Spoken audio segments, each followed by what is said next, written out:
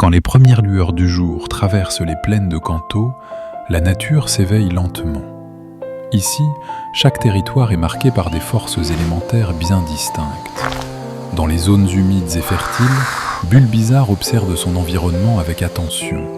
Sa relation avec la végétation est profonde. En grandissant, il devient Herbizarre, puis Florizarre, dont la stature imposante façonne littéralement l'écosystème. Autour de lui, les plantes prospèrent, régulées par une présence à la fois calme et dominante.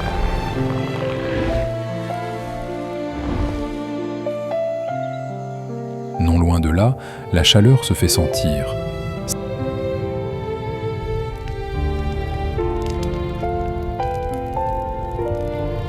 Salamèche s'aventure prudemment dans les zones rocheuses, utilisant la flamme à l'extrémité de sa queue comme un repère vital.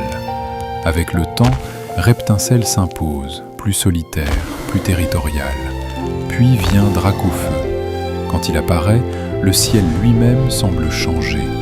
Ses ailes déplacent l'air, et son souffle brûlant rappelle que le feu est à la fois créateur et destructeur.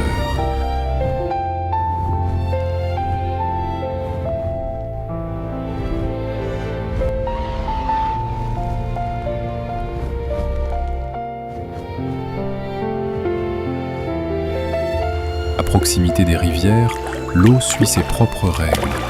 Carapuce nage avec agilité, explorant les berges à la recherche de nourriture.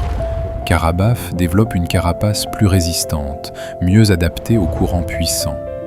Tortanque, lui, est un véritable bastion vivant.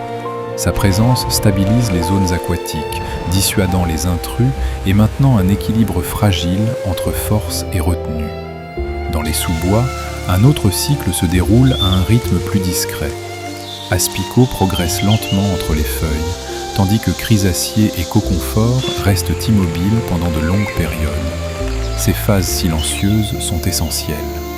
Lorsqu'enfin Dardarnian émerge, l'atmosphère change. Rapide, agressif, il patrouille son territoire avec une précision redoutable, rappelant que la patience mène parfois à la domination. Au sol, Ratatak explore sans cesse. Son adaptation aux environnements variés en fait un survivant hors pair. Au-dessus de lui, Piafabec fend l'air à vive allure. Son cri perçant annonce souvent l'arrivée de Rapace des Pics, un prédateur aérien qui impose sa loi depuis les hauteurs.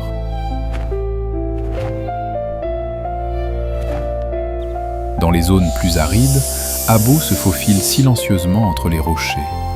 Sa discrétion est son arme principale. Arbok, plus massif, utilise l'intimidation plutôt que la vitesse.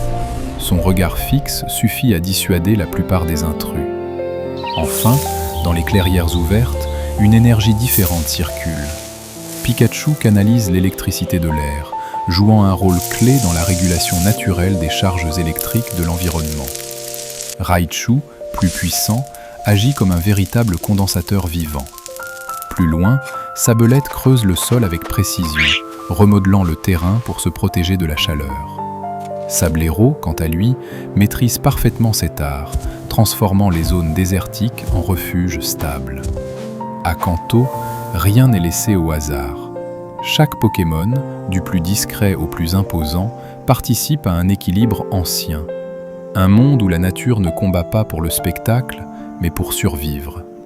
Et tant que ces forces continueront de coexister, Kanto restera un territoire vivant, façonné par le temps et par ses habitants.